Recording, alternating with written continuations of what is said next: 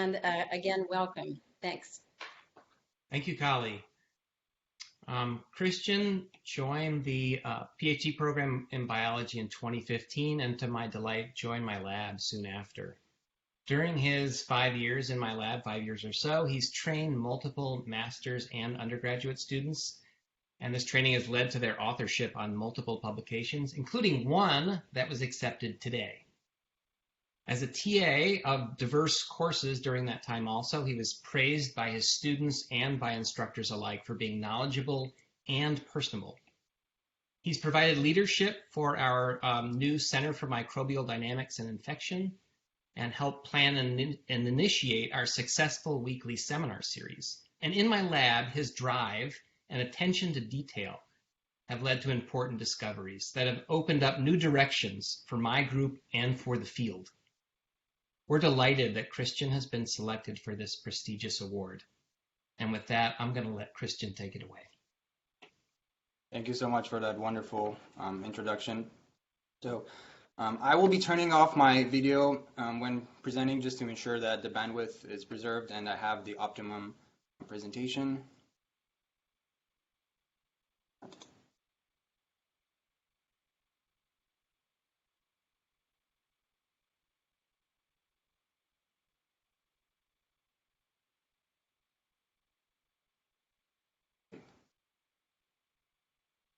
Dr. Hammer, could you please confirm that you can see the presentation?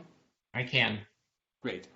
So I would like to really thank the organizers of this wonderful event for this opportunity. I'm really honored and delighted to be able to talk to you about some of the exciting work that we have been doing in the Hammer Lab. And so in the Hammer Lab, we're interested in studying Vibrio cholera, which is a gram-negative bacterial pathogen that causes the cholera, often fatal diarrheal disease.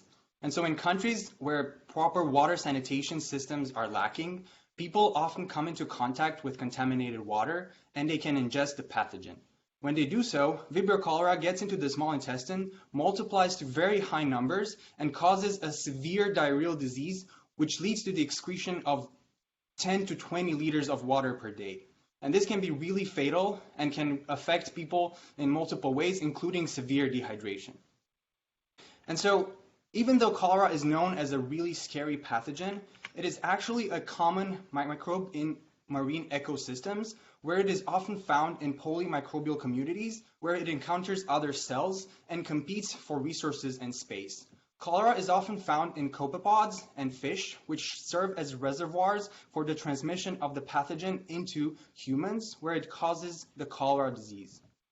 And so when cholera is found in the environment, as well as when it is found inside of human hosts, it is often facing competition from other cells for both resources and space.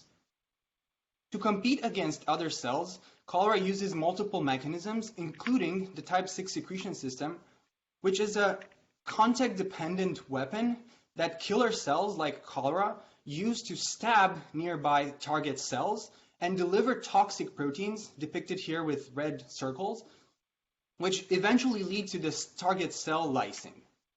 This is a relatively fast event, and so as I hope you can see in this video, within a matter of minutes, killer cells, depicted here in blue, are able to eliminate yellow cells that are nearby themselves. And so you can see that within a few minutes, yellow cells are starting to disappear, indicating that they're being lysed.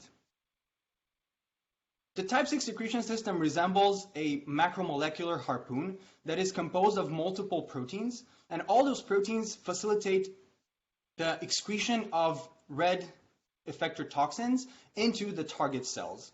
And so this apparatus functions through a contraction mechanism that propels those toxins into the target cell. Another important feature I should mention is that cells that harbor a type 6 secretion system also contain immunity proteins. And those immunity proteins can actually bind cognate effector toxins to neutralize their toxicity.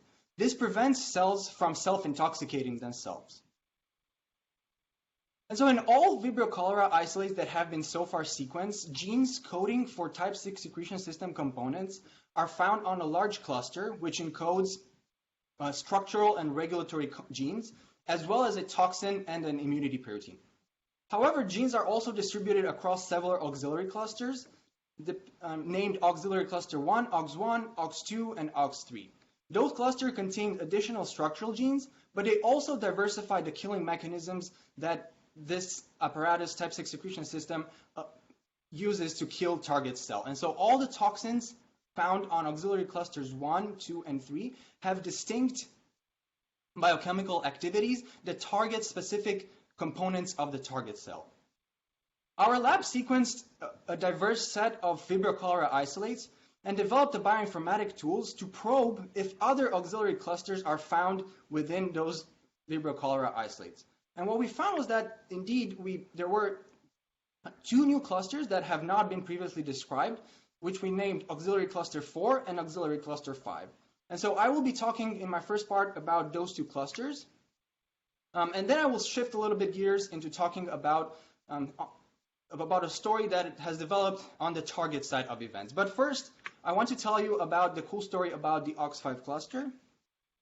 And so in Vibrio cholerae strain BGT49, which encodes this AUX5 type 6 secretion system cluster, the cluster is actually found at 4 different genomic locations. And so this gene arrangement has actually been duplicated in 4 different locations on the chromosome.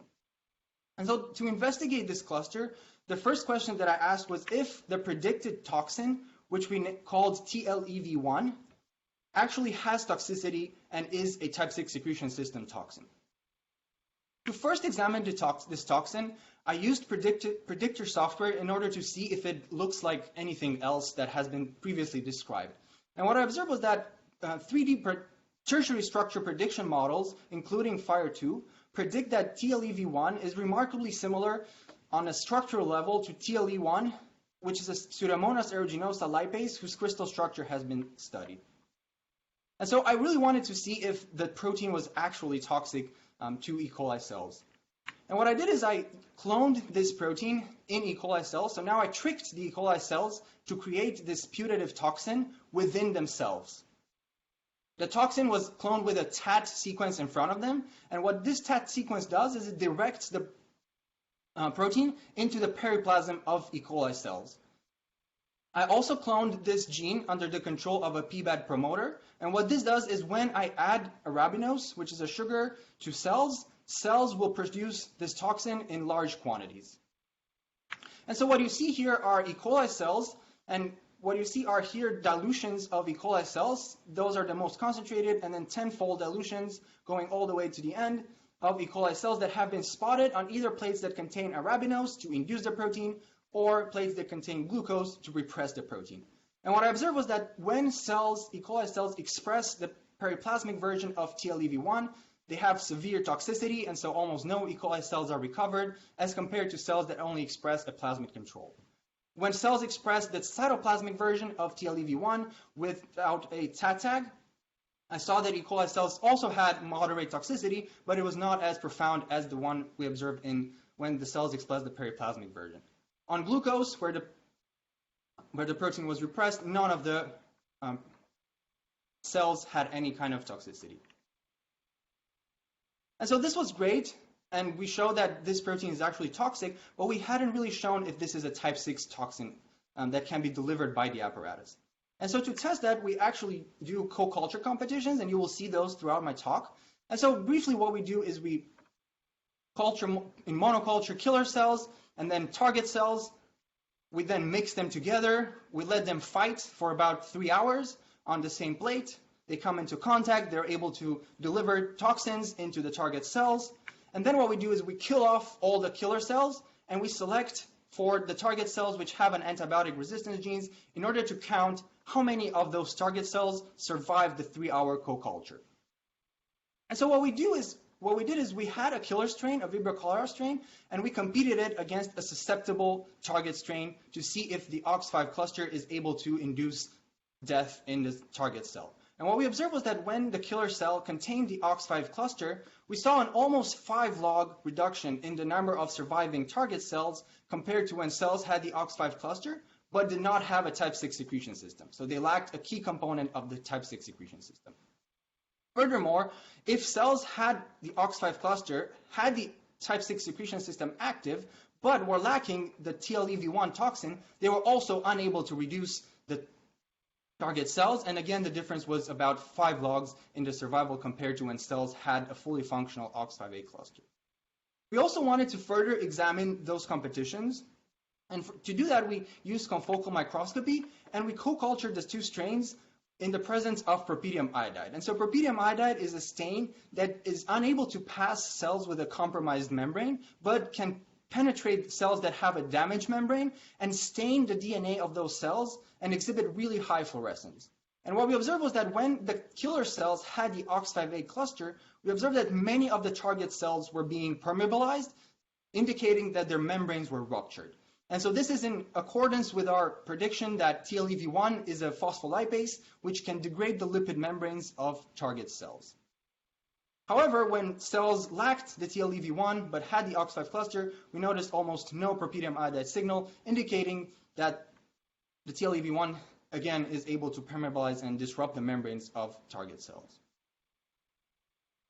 We also inquired if a gene found directly upstream of the toxin TLEV1 is able to neutralize the toxicity of TLEV1 and function as an immunity protein. And so we call this gene TLIV1A.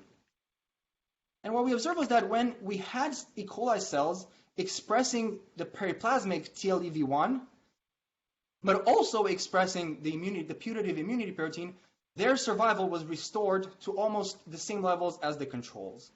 And again, when the cells are expressing the toxin, the periplasmically derived toxin with a control plasmid for the immunity protein, we see almost no survival. But the addition of the immunity protein is sufficient to restore survival of E. coli cells. Similarly, the addition of a periplasmically delivered protein is also able to restore survival of E. coli cells. On glucose, again, we don't see any kind of changes between any of the treatments. And so we also wanted to see if TLIV1 can actually restore survival of target cells when competed against killers that have the OX5 cluster. And what we observed was that when the cells had either a periplasmically derived TLIV1A protein or a cytoplasmic TLIV1A, they survived significantly better compared to when targets only had a plasmid control. And in all those cases, they were competed with a killer strain that had the OX5 cluster. And so this suggests that TLIV1A is sufficient to neutralize the effects of TLEV1 toxin and is able to function as an immunity protein for this particular protein. And so you might be wondering, why would we care? Why is it important that this cluster has toxicity? Well, we were actually able to detect this cluster in a wide variety of cholera strains, including patient strains depicted here with red rectangles that have been obtained from clinical isolates of Vibrio cholera. And so this suggests that the OX5 cluster is actually a widely distributed cluster that is found in many cholera strains, and we hypothesize that it is used to kill target cells and outcompete them in both hosts and in environmental settings. And so I would like to now talk about a new cluster and tell you why this is also really an interesting cluster. I will focus now on the OX4 cluster. And so what's interesting about the OX4 cluster is that it is actually thought to be found on a mobile genetic element. The reason why we say that is because the cluster is actually flanked by a prophage and as well as a transposase gene. And so this suggests that the cluster can be moved from one strain to another. And so to test this hypothesis, what I did is I cloned the entire cluster, so all the genes that are found on the cluster, on a plasmid, and introduced this cluster in killer Vibrio cholera cells. And the expectation was that now those cells will be able to use their type 6 secretion system in order to deliver the OX4 predicted toxin into the target cholera cells and cause lysis. And what we observed was that indeed, when cells were competed against killers that had the OX4 cluster, we obtained only about 100 to 1,000 cells. However, when cells had a disrupted type 6 secretion system, the recovered cells were almost 4 logs higher. And similarly, when cells had a type 6 secretion system, but only encoded a plasmid control without the OX4 cluster, again, there was a significant difference compared to the number of recovered cells when the killer cells had a POX4 cluster.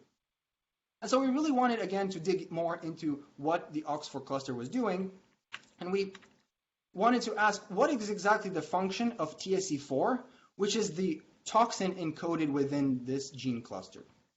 And what we did was, again, we resorted to confocal microscopy, and here what we see is that killer cells are unlabeled, while green target cells express a fluorescent protein.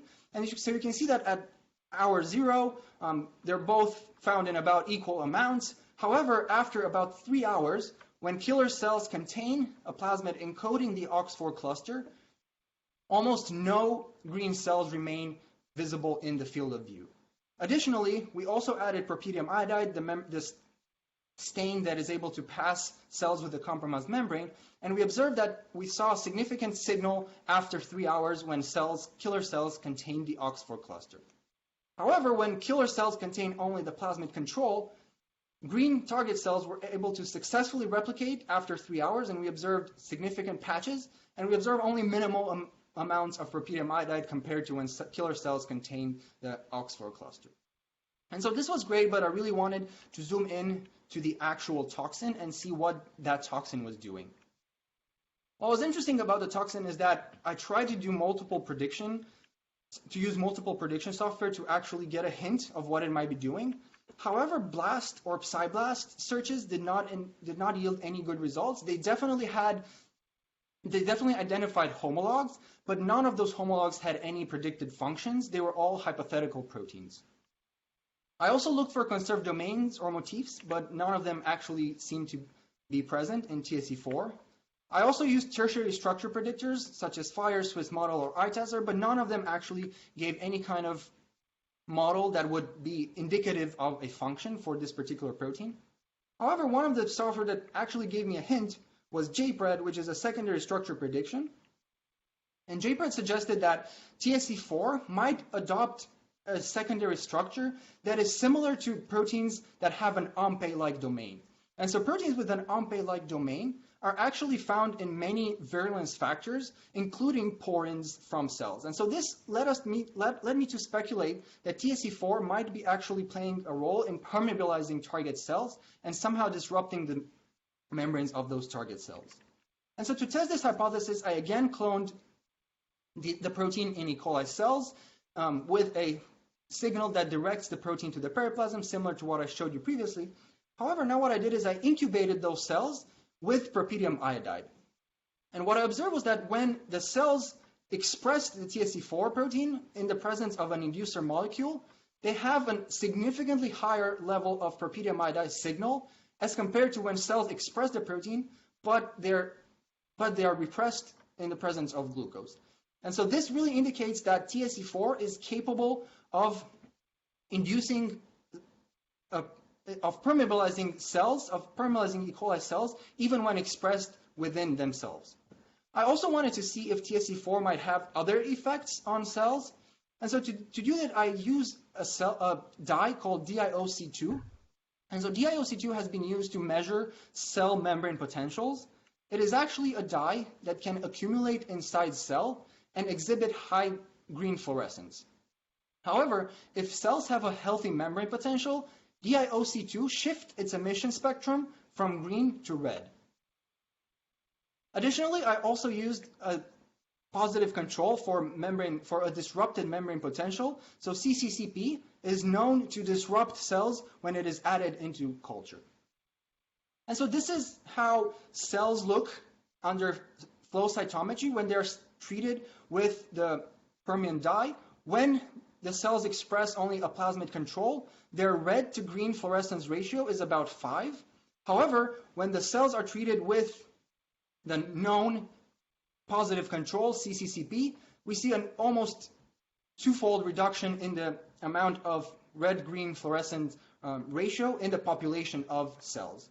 And what I observed was that when cells also express TSE4 and are induced to create this protein, we see a very similar reduction in the red to green fluorescence ratio as we see with our positive membrane depolarization control, CCCP. And so this suggests that not only does TSE4 permeabilize cells, but it also disrupts their membrane potential. And so you might be wondering, well, why would we care again? This is a protein that was found in only a single cholera strain. Why is it important? Well, actually, it seems like TSE4 is just a member of a broadly distributed protein that is found in many pathogens including human pathogens such as E. coli, Salmonella, and Proteus, animal pathogens such as Photorhabdus luminescens, as well as plant pathogens such as Spectobacterium. Additionally, it seems like those homologs of TSC4 are found in the vicinity of known type 6 secretion system genes, and so this really suggests that TSC4 belongs to a large family of previously unknown type 6 secretion system toxins. And so far I've told you about the offensive abilities of the type 6 secretion system, and indeed many of the studies that have been done so far since the discovery of the type 6 secretion system in 2006 have focused on the offensive abilities and the toxicity of the apparatus. However, recently we are beginning to appreciate that the dynamics of this apparatus are actually much more complex. And not only do killer cells secrete toxins, but target cells are able to respond and defend themselves against those attacks. And so I will be telling you about a serendipitous discovery from our lab that led to a really interesting observation.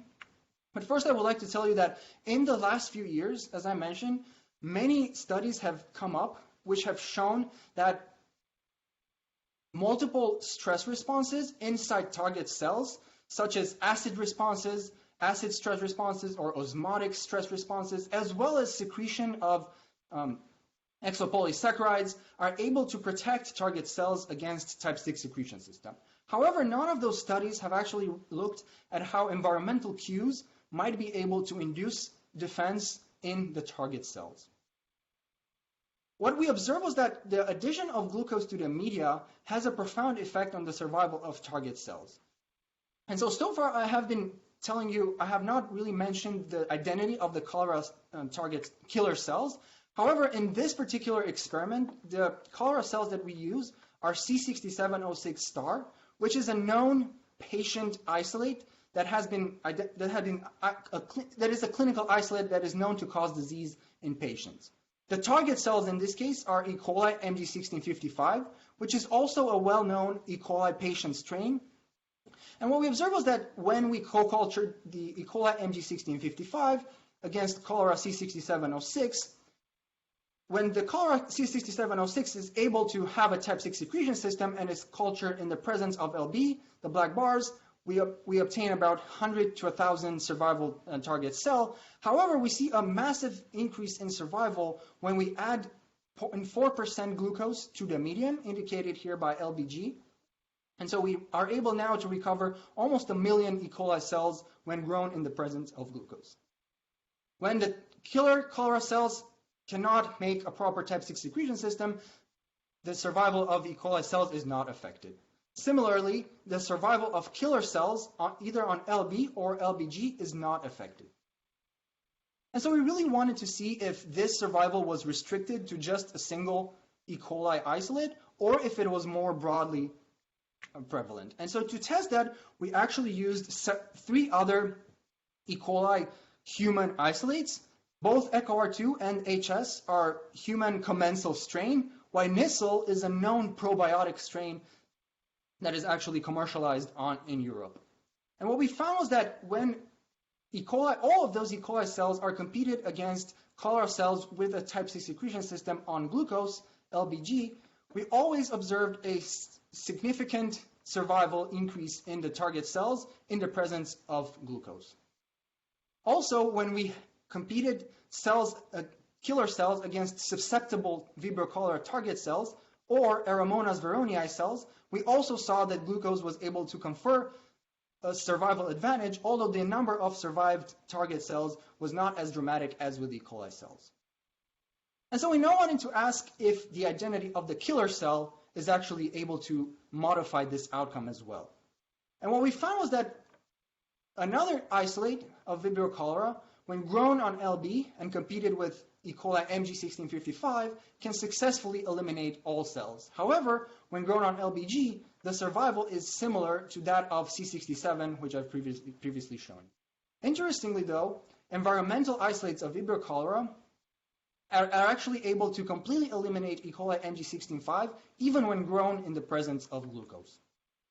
Another interesting observation that we found was that C6706, that encodes the TLEV1 toxin that I mentioned before, is actually able to completely eliminate cells as well.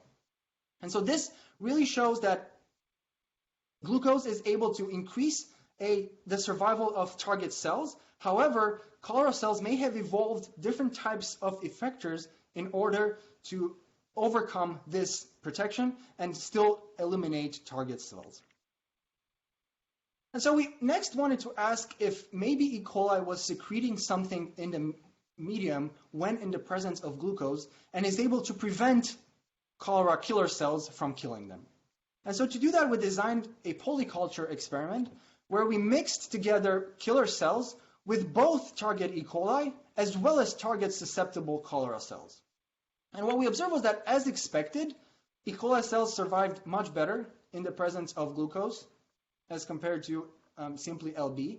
However, cholera cells were completely eliminated when the killer had the type 6 secretion system, regardless if if glucose was present, regardless if cells was competed on LBG or simply LB medium. And so this really tells us that, one, the E.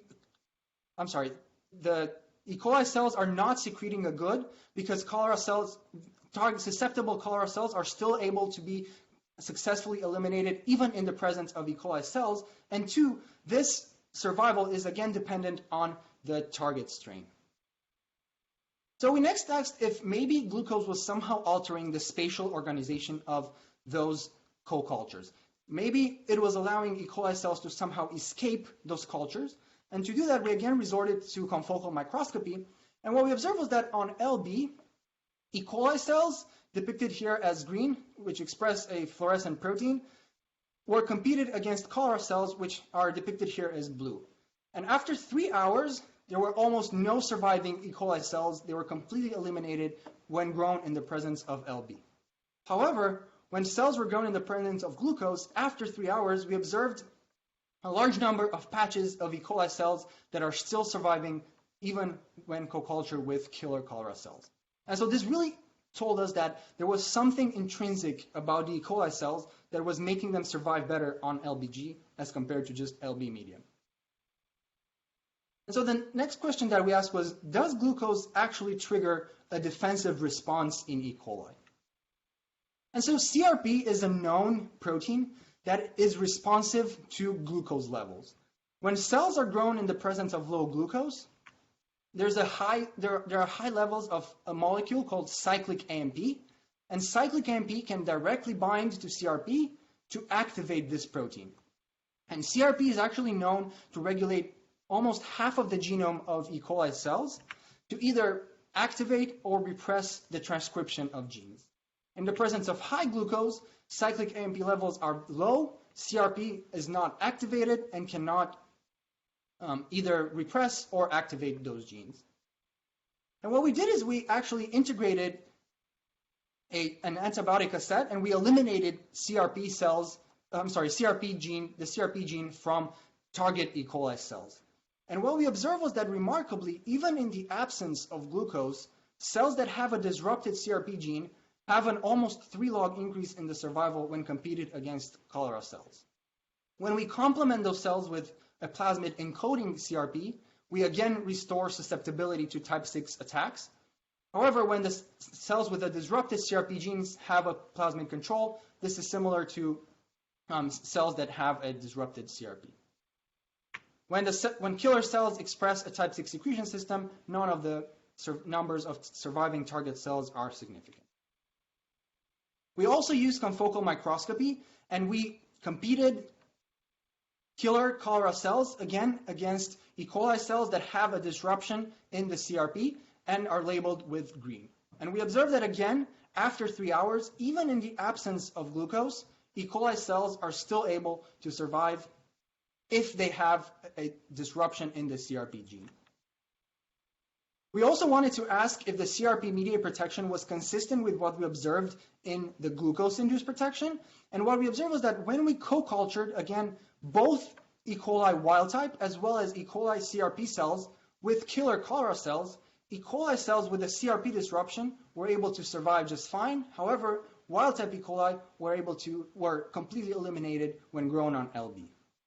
And also, according to our model, we again competed E. coli CRP cells against killer cholera cells that either have their native set of toxins, as well as killer C6706 that carries the TLEV1 toxin I mentioned in the past. And we again noticed that cells with a TLEV1 toxin are able to significantly reduce the survival of target CRP cells compared to just wild type C67. And again, when cells do not have a type 6 secretion system, the number of recovered E. coli cells is not significant between experiments. And so our proposed model right now is that killer cells, cholera cells, when grown in the absence of glucose, are able to stab E. coli target cells. Those E. coli target cells have genes that confer resistance, but those genes are being repressed by CRP because CRP is activated under those conditions, and in those conditions, target cells are being lysed. However, when glucose is present, we think that CRP is actually unable now to repress those genes, and those genes are able to confer resistance in E. coli cells.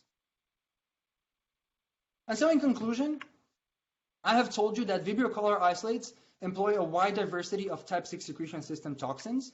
I told you that TLEV1 is a putative type 6 secretion phospholipase that can induce toxicity when it is delivered, and it can be used by Vibrio cholera to eliminate target competitor cells. TSE4 is a new toxin that has not been shown before to be active. It can permeabilize target cells and disrupt the membrane potential, and belongs to a large protein family, which are found in wide diversity of both animal, plant, and human pathogens. I've also told you that glucose triggers a genetic response that protects E. coli cells against type 6 secretion system attacks, and so we're really excited that we think that this is the first example of an actual environmental trigger that is shown to trigger a genetic response in target cells against Vibrio cholera type 6 attacks.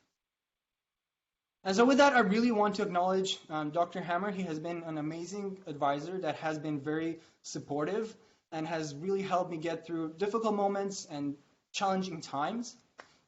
I really want to also thank all my collaborators. None of this would have been possible without their support, and I'm really grateful for all the hard work that they have put in.